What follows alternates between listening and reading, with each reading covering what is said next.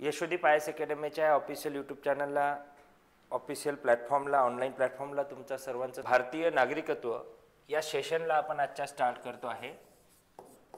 Indian citizenship, भारतीय नागरिकत्व.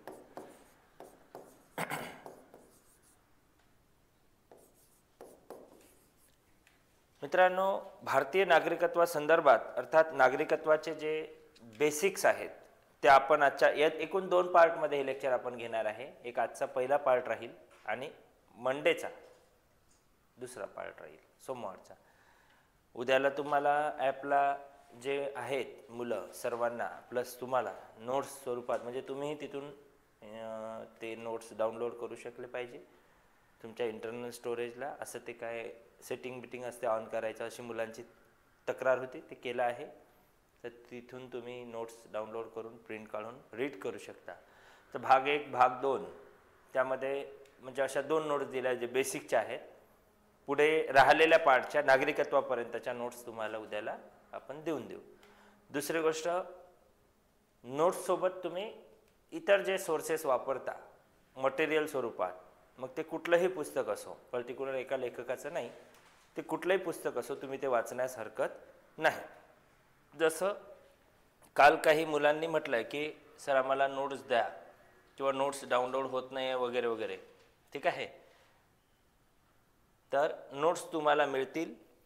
गजानन म्हणून काल कोणी व्यक्ती होते, त्यांनी ते डिमांड केली होती आणि बाकी मुलंही मेसेज करत आहेत. ते नोट्स मिळतील, सोबत ते व्हिडिओज आणि नोट्स दोन्ही गोष्टींना तुम्हाला रीड करायचं आहे, प्रॉपरली वाचायचं आहे. आता भारतीय नागरिकत्व अर्थात भारतीय राज्यघटनेचा कितव्या भागाला आपण सुरुवात करतो आहे ते बघा. भारतीय नागरिकत्व अर्थात भारतीय संविधानाचा भाग 2. ठीक आहे, याआधी 4 लेक्चर आपण घेतलेले आहे भाग 1 वर. फक्त कितीवर? भाग 1 वर. पण भाग 2 वर फक्त 2च लेक्चर आपण घेणार आहे. किती घेणार आहे? फक्त 2. एक आजचं आणि एक, म्हणजे यापेक्षाही मोठा किंवा यापेक्षाही महत्त्वाचा भाग 1 होता असं म्हणायला हरकत नाही. म्हणजे भाग 2 महत्त्वाचा नाही असं नाही, पण जेवढी क्लिष्टता, जेवढा कॉम्प्लेक्स भाग 1 मध्ये आहे तेवढा भाग 2 मध्ये नाही. भाग 2 सरळ साधं नागरिकत्व, भारतीय नागरिकत्व. त्यामुळे याच्यावर 2 लेक्चरमध्ये हा विषय संपून जाईल.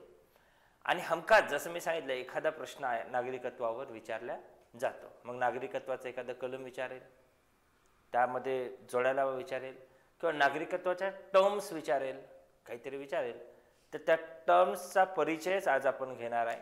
अर्थात राज्यघटनेतील नागरिकत्वाच्या मुद्द्यांना आज आपण हात लावू नये, फक्त नागरिकत्व, त्याचे प्रकार आणि नेमकं आहे काय हे. पण भारतीय संविधानाच्या भाग 2 मध्ये कलम 5 ते 11, किती 5 ते 11 मध्ये नागरिकत्वाची तरतूद आहे.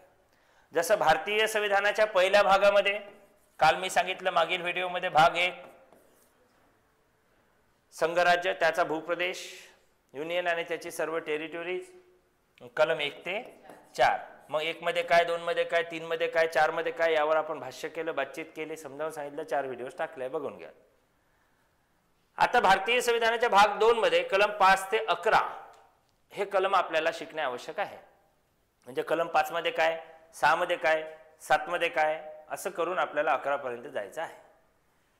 पण नेमकं नागरिकत्व म्हणजे काय किंवा कशाला नागरिकत्व म्हणता येईल? आपण भारताचे नागरिक आहोत, सिटिझन ऑफ इंडिया आहोत. मग भारताचे नागरिकत्व आपण कशा पद्धतीने झालेले आहोत किंवा कशा पद्धतीने आपल्याला नागरिकत्व मिळाले, त्याचे काय प्रकार आहे किंवा त्याचं स्वरूप काय आहे? जर समजा आपण जन्माला आलो तेव्हा आपले वडील फॉरेनर असले किंवा आपल्या आई फॉरेनर असले किंवा दोन्ही असले आणि आपला जन्म भारतात झाला, तर काय नेमकं प्रोव्हिजन आहे? आणि त्या म्हणजे त्या कायद्यांमध्ये काय नेहमी चेंजेस झालेले पाहायला मिळेल. पण आत्ताच्या लेटेस्टमध्ये नागरिकत्वाच्या कायद्यांमध्ये जे चेंजेस झालेले आहेत तिथपर्यंत आपल्याला बघायचं आहे. ठीक आहे, तर सुरुवातीला आपण नेमकं नागरिकत्वामध्ये नागरिकत्वाची डेफिनेशन बघूया. ठीक आहे, म्हणजे यामध्ये 2 व्हिडिओ सांगितले ना मी तुम्हाला. यातील पहिल्या व्हिडिओला पार्ट द्या हा की नागरिकत्वाची व्याख्या, हा पहिला पार्ट म्हणूया आपण. नागरिकत्वाची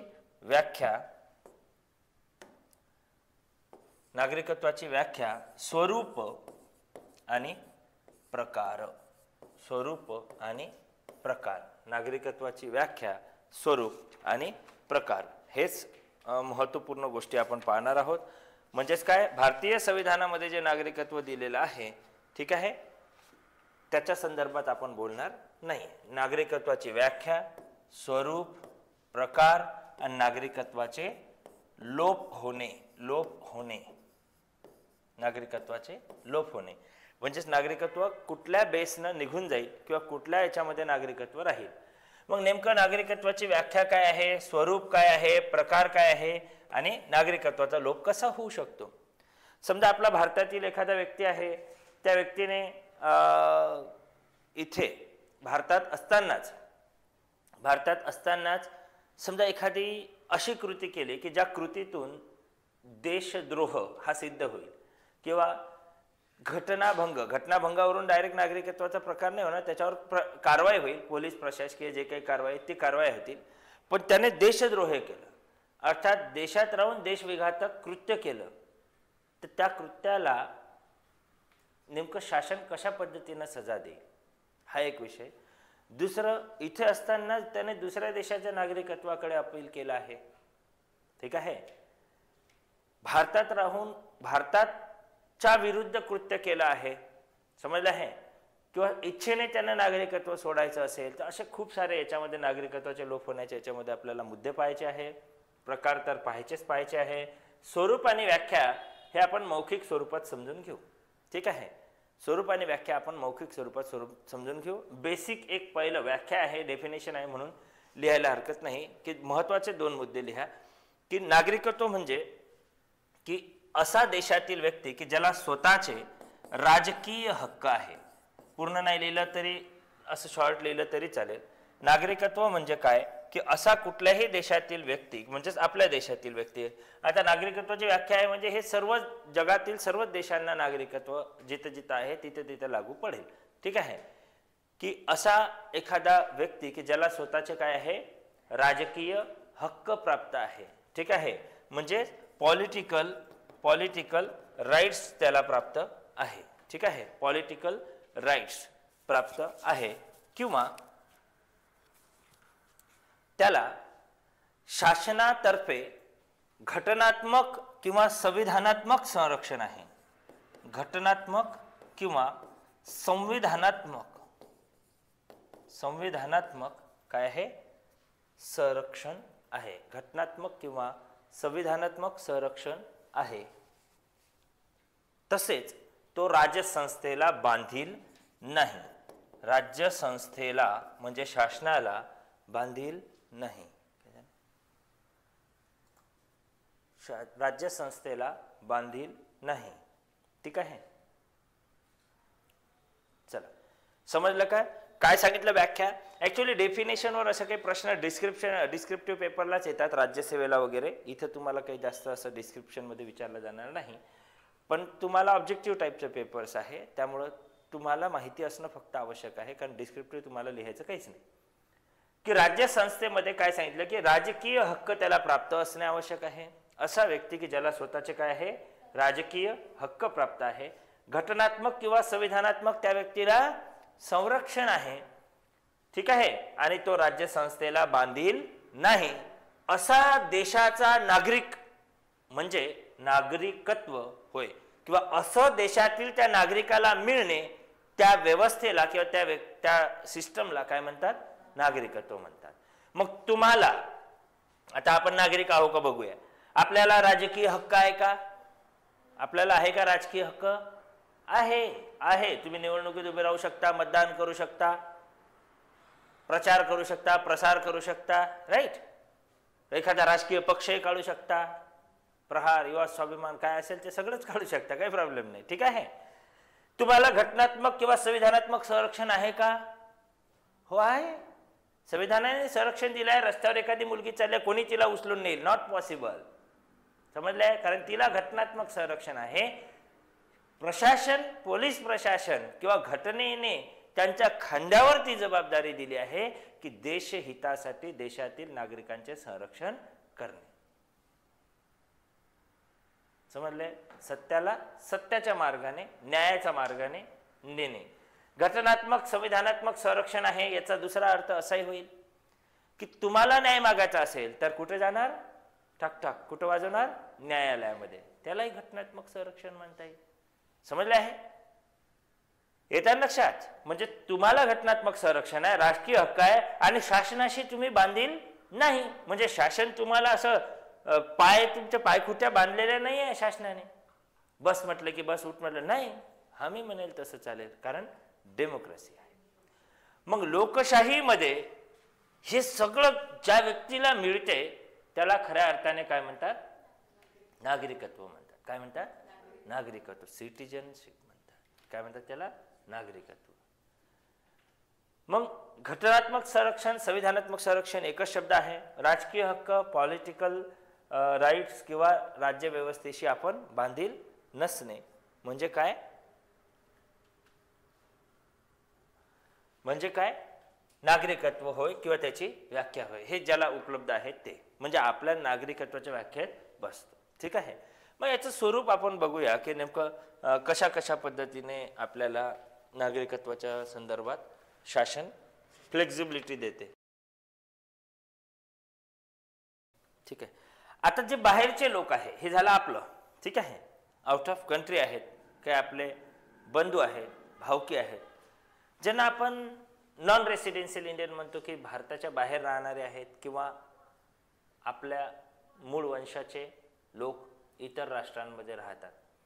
मग यांच्यासाठी अशा प्रकारचं प्रोव्हिजन काय आहे संविधानामध्ये? तर हे सगळं प्रोव्हिजन जे आहे हे सगळं भारतीय नागरिकांसाठी प्रोव्हिजन आहे. पण आता त्यांच्या प्रोव्हिजनमध्ये ही प्रोव्हिजन येऊ शकेल का की राजकीय हक्कामध्ये त्यांना जर दिलं की ते इथे येऊन निवडणुका लढतील, उभे राहतील, पक्ष काढतील. हां, त्यांच्यासाठी मतदानाची प्रोसिजर आहे, त्यांना मतदान करता येते. विदेशात असूनही त्यांना मतदान करता येते कारण ते भारतीय आहेत. पण भारतीय नागरिक असताना ते नॉन रेसिडेन्शियल म्हणजे विदेशांमध्ये कुठल्या तरी राष्ट्रांमध्ये व्यवसायासाठी, कामासाठी, फॅक्टरी आहे, मालक आहे, इंडस्ट्रीज आहेत, बट ते भारतीय वंशाचे नागरिक इथे. आता पण या प्रोव्हिजनमध्ये एक आणखी प्रोव्हिजन ध्यानात घ्या की असा एखादा व्यक्ती आहे, समजा आता इंग्लंडचे पंतप्रधान आहे, ऋषी सुनक आहेत, नाव भारतीय आहे, भारतीय वंशाचे आहे. ठीक आहे, भारतीय वंशाचे आहेत, पण भारतीय नागरिकांमध्ये ते अनिवासी भारतीय येणार नाहीत. कारण काय? कारण त्यांनी तिथल्या देशाचं नागरिकत्व स्वीकारलेलं आहे. पण आपल्या देशातील असे नागरिक की जे मूळ भारतीयच आहेत, नागरिकत्व कुठलं आहे? भारतीयच आहे, पण व्यवसायासाठी, कामासाठी, इतर काही गोष्टींसाठी कुठं राहतात? वेगवेगळ्या देशात राहतात, जे आपल्या इथं येऊ शकत नाहीत. व्यवसायामुळे वगैरे वर्षातून एखाद्या वेळेला येतात किंवा जे त्यांचं हे असतं, मीटिंग्स होतात इथे, त्या संमेलनाला किंवा बैठकींनाच ते येतात. ठीक आहे. भारतीय प्रवासी दिन म्हणतो ना आपण, त्या दिवसाला त्यांचं मीटिंग्स, इथं पंतप्रधान त्याचे अध्यक्ष असतात आणि गोवा वगैरे, दिल्ली अशा या वेगवेगळ्या ठिकाणी प्रवासी भारतीय त्यांचं संमेलन होत असतं, तिथे येतील. पण या लोकांना आहे का अशा पद्धतीने? त्या लोकांना हे सर्वच्या सर्व गोष्टी उपलब्ध आहेत. समजलं आहे? पण ते तिथून वोट करतील, त्यांचं सिस्टम वेगळं आहे, त्यासाठी त्यांच्याकडे इलेक्ट्रॉनिक्स मशिनरीज आहेत. समजलं आहे? ह्या सगळ्या काही गोष्टी आपण याच्यामध्ये आज चर्चा करणार आहोत. ठीक आहे. ठीक आहे. आता आणखी एक गोष्ट की सरकारी आपल्या इथे एक गोष्टींमध्ये सांगितलं आहे की आपल्या इथे नागरिकत्वाचं काय सांगितलं प्रकार? एकेरी नागरिकत्व. ठीक आहे. कसं सांगितलंय? एकेरी नागरिकत्व. पण हा मुद्दा म्हणजे ऍक्च्युअली हे संसदेच्या अंतर्गत येणारे मुद्दे आहेत सर्व. संसदेच्या अंतर्गत येणारे मुद्दे आहेत सर्व. सरकारला वाटलं की एखादा नॉन रेसिडेन्शियल इंडियन आहे किंवा PIO आहे किंवा OCI आहे. आता PIO काय, OCI काय, हे आपण पुढे डिस्कस करू. ठीक आहे. त्यांच्या संदर्भात सरकार एखाद्या वेळेला क्वचित व्यक्ती पाहून, व्यक्तिमत्व पाहून, त्या व्यक्तीच्या ज्ञानाचा, त्या व्यक्तीच्या अंगी असणाऱ्या गुणांचा, त्या व्यक्तीकडे असणाऱ्या सगळं म्हणजे आर्थिक, राजकीय सगळ्याच अँगलने त्याला पाहून त्यांच्या बाबतीत दुहेरी नागरिकत्वाचंही तत्व स्वीकारू शकते. कोण? सरकार. समजलं आहे? जरी घटनेमध्ये काय दिलं आहे? एकेरी नागरिकत्वाची तरतूद दिली आहे, तरी त्यांच्या बाबतीत काय आहे, दुहेरी नागरिकत्वाचंही तत्व काय करू शकते, स्वीकारू शकते. ठीक आहे. आता त्यांच्या बाबतीत दुहेरी नागरिकत्वाचं तत्व स्वीकारायचं असेल म्हणजेच इनडायरेक्टली ते इतर कुठल्याही राष्ट्राचे नागरिक असताना आपल्याला त्यांना नागरिकत्व द्यायचं असेल तर प्रोव्हिजन संसदेकडे आहे की संसद तशा पद्धतीची काय करू शकते, अमेंडमेंट करू शकते किंवा दुरुस्ती करू शकते. हा यातला एक कळीचा मुद्दा म्हणूया आपण. पण कोणाच्या बाबतीत, नॉन रेसिडेन्शियल इंडियन, PIO आणि OCI यांच्या बाबतीत. ठीक आहे. आता हे काय आहेत, ठीक आहे, ह्याच्या संदर्भात आपण पुढे डिटेल घेत राहू तेव्हा तुम्हाला ते समजेल. ठीक आहे. ठीक आहे. या व्यतिरिक्त आंतरराष्ट्रीय पातळीवर जे काही आपले मित्र राष्ट्र असतील, मित्र राष्ट्र जसं की फ्रान्स आहे किंवा रशिया आहे, इतर सर्व अमेरिका आहे, जे इंटरनॅशनल लेवलला आपले खूप क्लोज फ्रेंड म्हणून राष्ट्र आहेत, त्या राष्ट्रांमधील नागरिकांच्या संदर्भातही काय केलं जाते, फ्लेक्झिबिलिटी थोडीशी तुलनात्मक पद्धतीने ठेवल्या जाते की मित्र राष्ट्र, आता हे नागरिकत्वाचे मुद्दे कोणाच्या बाबतीत किती स्ट्रिक्ट आणि कोणाच्या बाबतीत किती फ्लेक्झिबल हे कोणावर डिपेंड आहे, सरकारवर डिपेंड आहे. कारण सरकार त्या त्या राष्ट्राशी डील करताना तशा पद्धतीच्या पॉलिसी ठरवत असते. म्हणजेच काय, नागरिकत्वाचे नियम, नागरिकत्वाच्या नियमावली हे दोन देश आहेत. एक आहे मित्र राष्ट्र आपला, एक आहे शत्रू राष्ट्र. ठीक आहे. ठीक आहे. शत्रू राष्ट्र आहे, त्या राष्ट्राचे नागरिक शत्रू नाहीत, त्या सरकारशी आपलं पटत नाही किंवा त्या राष्ट्राचे नागरिक जरी शत्रू असेल तरी समजा पाकिस्तान आपला एखादा शत्रू आहे, समजा मित्र भाऊ, सगळा भाऊ, पक्का वैरी काही म्हणा, पण शत्रू आहे समजा, त्याला इथे यायचं आहे पाकिस्तान मधल्या एखाद्या नागरिकाला, भारतात येऊ शकणार नाही का? मग येऊ शकेल. समजलं आहे? भारतात येऊ शकणार नाही का? येऊ शकेल. म्हणजे हा शत्रू राष्ट्राच्या बाबतीत आणि मित्र राष्ट्राच्या बाबतीत दोघंही येऊ शकणार, नो डाऊट. परंतु यांच्या बाबतीत नियम थोडेसे काय केले जाते, फ्लेक्झिबल. काय केले जाते, फ्लेक्झिबल. म्हणजेच काय, नियमामध्ये शिथिलता, फ्लेक्झिबिलिटी ठेवलेली असते. म्हणजे यांचे नियम एकदम सॉफ्टली चालतात कारण फ्रेंड आहे. उदाहरण दिलं आहे इथं पाकिस्तान आणि इथं दिलं बांगलादेश. बांगलादेश आपला नेबर कंट्री आहे, शेजारी राष्ट्र आहे आणि मित्र राष्ट्र आहे. ओके. पण तसं पाकिस्तानशी पटते का? आपलं शत्रू राष्ट्र बनवून टाकलं आहे किंवा आपण पाकिस्तानशी जुळून घेत नाही किंवा आपलं पाकिस्तानशी जुळत नाही, म्हणून त्या राष्ट्रांच्या नागरिकांसाठी नियम थोडेसे काय आहे, स्ट्रिक्ट आहे. समजलंय? काय आहे, स्ट्रिक्ट आहे. सांगायचं तात्पर्य काय, त्यांच्या नियमावली आणि यांच्या नियमावलीमध्ये फरक आहे. कळलं? परंतु आता इथे अमेरिकेचा नागरिक इथे येत असेल, रशिया, फ्रेंच यांचा नागरिक कोणी इथे येत असेल, येऊन द्या, काही प्रॉब्लेम नाही. कारण त्यांच्या बाबतीतले नियमावली म्हणजे सरकार सर्व देशाचे एक डिप्लोमॅसीचा पार्ट आहे हा सर्व. म्हणजेच काय, इंटरनॅशनल डिप्लोमॅसीचा पार्ट आहे की आंतरराष्ट्रीय पातळीवर या देशाचा त्या देशाशी कुठल्या पद्धतीनं करार झाला आहे, कुठल्या पद्धतीनं त्यांच्यामध्ये डिस्कशन झालं आहे की नागरिकत्वाच्या बाबतीत काय, व्यापाराच्या बाबतीत काय, आर्थिक राजकीय सर्व गोष्टींच्या बाबतीत काय, अशा पद्धतीनं डिस्कशन होऊन ते डिप्लोमॅसी त्यांची ठरत असते. इंटरनॅशनल डिप्लोमॅसीचा भाग आहे. पण सांगायचं तात्पर्य काय, त्यात दोनच प्रकार आहे की मित्र राष्ट्रांच्या बाबतीत आणि शत्रू राष्ट्रांच्या बाबतीत नियमावलीमध्ये काय आहे, नियम, अटी आणि शर्तींमध्ये खूप मोठा फरक दिसून येतो की यांच्या बाबतीतले नियम कसे आहे, फ्लेक्झिबल आहे, सोपे आहे, इझी आहे, काही टेन्शन ठेवलेलं नाही. आणि यांच्या बाबतीत काय आहे, थोडंसं स्ट्रिक्ट ठेवलेलं आहे. म्हणजेच काय, नियमावलीमध्ये थोडंसं डिसिप्लिन किंवा शिस्त आणलेली आहे. ठीक आहे. आणि त्याही पेक्षा महत्वाचा मुद्दा की मित्र राष्ट्रांमधील एखादा नागरिक असेल तर कलम 22 अंतर्गत अटक व स्थानबद्धतेपासून काय आहे, संरक्षण आहे दिलेलं.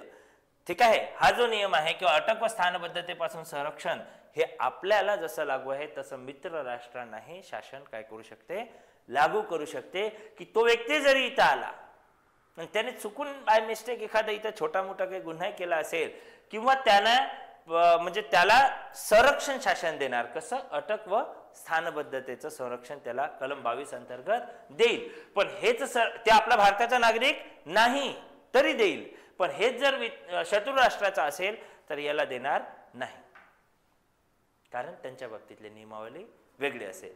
म्हणजे सांगायचं तात्पर्य काय, आपल्या संपूर्ण आर्टिकल मधलं एखादा कोणताही भाग, कोणताही कलम, कोणतंही काही द्यायचं असेल विदेशी नागरिकाला तर सरकार देऊ शकते. समजले आहे?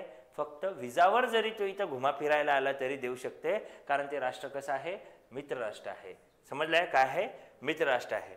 पण डायरेक्ट त्यांना राजकीय हक्क, घटनात्मक संविधानात्मक संरक्षण आणि नागरिकत्व घ्यान, आमच्या इथे येऊन मतदानही करा असं होणार नाही. ठीक आहे, ते फक्त यांनाच होणार. सांगितलं मी तुम्हाला, यांनाच होणार.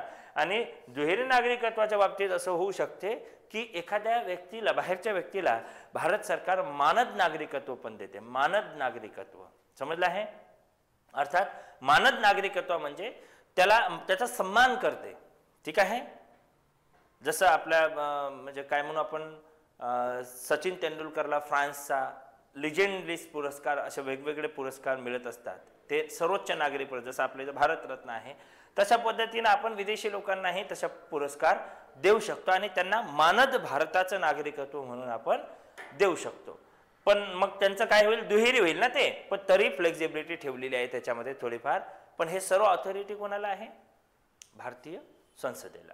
म्हणजे संसद ते कायदा करेल. फ्लेक्झिबिलिटी असल्यामुळे संसद तशा पद्धतीने ऍक्ट पारित करेल. आणि पण याचा अर्थ असाही नाही होत की संसद एखाद्या टेररिस्टला आपल्या इथं येऊन घे बाबा आमच्या इथं नागरिकत्व घे, इंटरनॅशनल डॉन आहे एखादा आणि त्याला घे नागरिकत्व, असं नाही करणार. मग लोक आवाज उठवतील ना.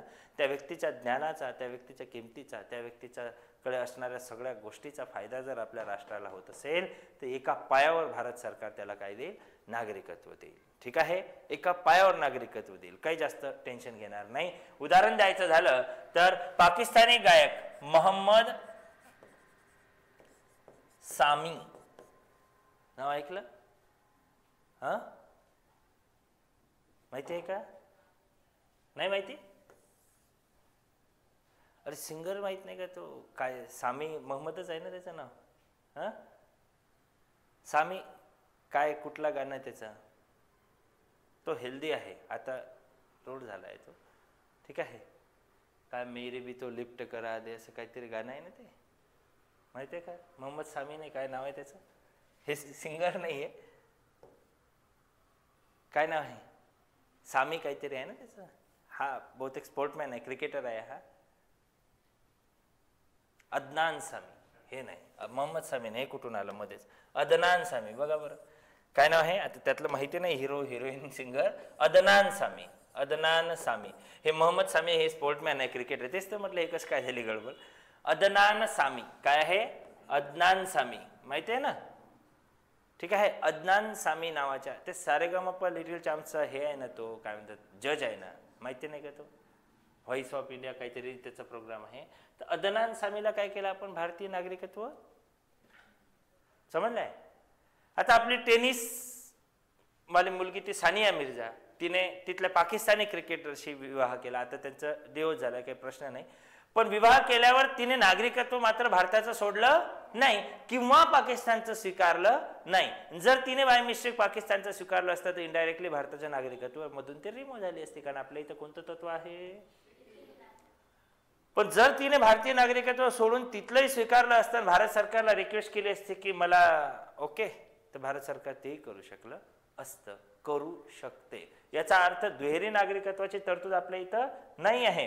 पण असे व्यक्ती की ज्यांच्या त्या व्यक्तीच्या ज्ञानाचा, त्या व्यक्तीच्या असणाऱ्या गुणांचा किंवा त्या व्यक्तीकडे असणाऱ्या सगळ्या गोष्टींचा जर आपल्याला फायदा होत असेल, आपल्या देशाला, राष्ट्रविकासाला आउटपुट मिळत असेल, तर मग शासन तशा पद्धतीची नियमावली बदलू शकते. समजलं आहे?